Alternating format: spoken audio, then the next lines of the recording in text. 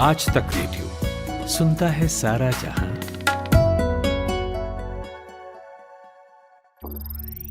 ज्ञान ध्यान।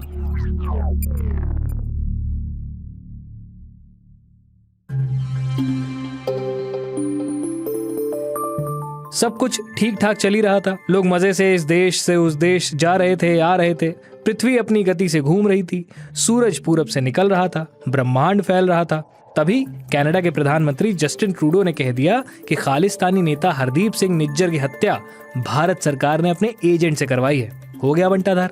इधर से कनाडा के लोगों का वीजा रोक दिया गया और ये भी सुनाया गया कि भाई साहब, आपका देश खालिस्तानियों की पनाहगाह बना हुआ है। उधर से एक, इधर से दो का सिलसिला चल पड़ा। इस खींचतान में दोनों देशों में मौजूद लोग प्रभावित हुए और इनकी संख्या ज्यादा नहीं तो कम भी नहीं है। यूं ही कनाडा को मिनी पंजाब नहीं कहा जाता, लेकिन सवाल उठता है कि आखिर कितने सिख कनाडा में रहते हैं।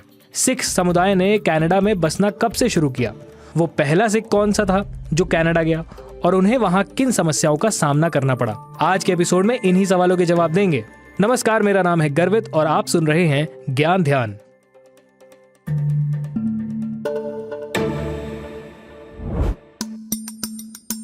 कनाडा के साल 2021 की जनगणना के हिसाब से वहां की कुल आबादी में सिखों का योगदान 2.1% है।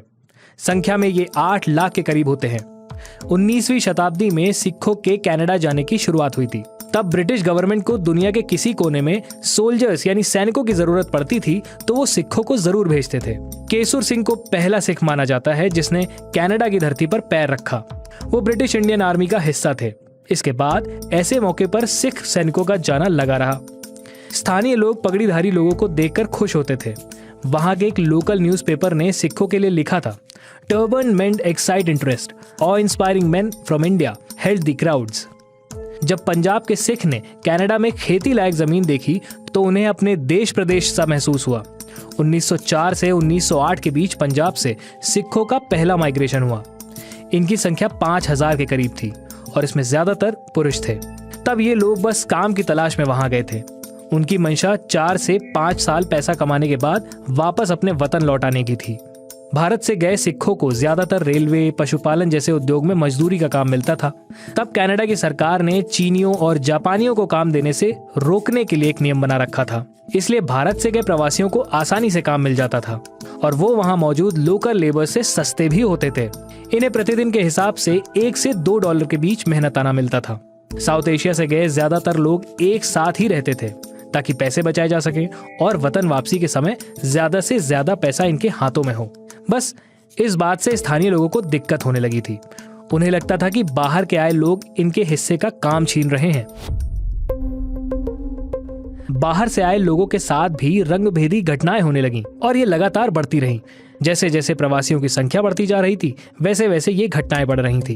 कनाडा गवर्नमेंट के ऊपर लगातार दबाव बन रहा था। सरकार कंटिन्यूअस जर्नी नाम की एक पॉलिसी लेकर आई। कनाडा के पोर्ट पर एशिया से आए व्यक्ति के पास $200 होने चाहिए। ये साल 1907 की बात है। तब ये बहुत बड़ी रकम मानी जाती थी। वहीं यूरोप के बाशिंदों के लिए ये रकम मात्र $20 रखी गई थी। इसके बाद से भारत से कनाडा जाने वाले लोगों की संख्या लगभग रुक सी गई। साल में कुछ दर्जन भर लोग ही कनाडा जा रहे थे और लंबे वक्त तक ऐसा ही रहा। कनाडा ने इमिग्रेशन पॉलिसी में बदलाव दूसरे विश्व युद्ध के बाद किए। कुछ मजबूरी की वजह से, कुछ जरूरत भी थी। यूनाइटेड नेशंस का हिस्सा बनने के बाद कनाडा के लिए रंगभेदी पॉलिसी बनाए रखना मुश्किल था। इसके अलावा दूसरे विश्व युद्ध के बाद कनाडा अपनी अर्थव्यवस्था को तेजी से आगे बढ़ाने में लग गया। इसके लिए मजदूर चाहिए थे। कनाडा को यूरोप और अमेरिका से मजदूर नहीं मिल रहे थे और उसके खुद के देश की जनसंख्या काफी नहीं थी। इसलिए थर्ड वर्ल्ड कंट्रीज के लिए इमिग्रेशन के नियम में ढील कर दी गई। फिर साल 1967 में कनाडा की सरकार पॉइंट सिस्टम लेकर आई। इसके तहत कनाडा में सिर्फ स्किल्स के नाम पर परमानेंट रेजिडेंसी दी जाएगी और इसमें किसी भी रेस को वरीयता नहीं दी जाएगी। इन बदलावों की वजह से भी कनाडा की ओर माइग्रेशन ज्यादा हुआ, जिसकी वजह से सिख समुदाय की संख्या वहां बढ़ती गई। आज की तारीख में कनाडा भारत के बाहर सिखों की सबसे बड़ी आबादी वाला पहला देश है। कनाडा को मिनी पंजाब क्यों कहा जाता है, इसकी वजह आप समझ ही गए होंगे। तो ये था आज का ज्ञान ध्यान। आपको आज का एपिसोड कैसा लगा हमें जरूर बताइए। आप एपिसोड को रेटिंग देकर फीडबैक हम तक पहुंचा सकते हैं। अपने सुझाव अगर लिखना चाहते हैं तो पता radio@aajtak.com। इस एपिसोड के लिए रिसर्च किया है कुंदन ने, कपिल देव सिंह ने। आप सुन रहे थे मुझे यानी गर्वित को। मिलते हैं किसी और पॉडकास्ट में। नमस्कार।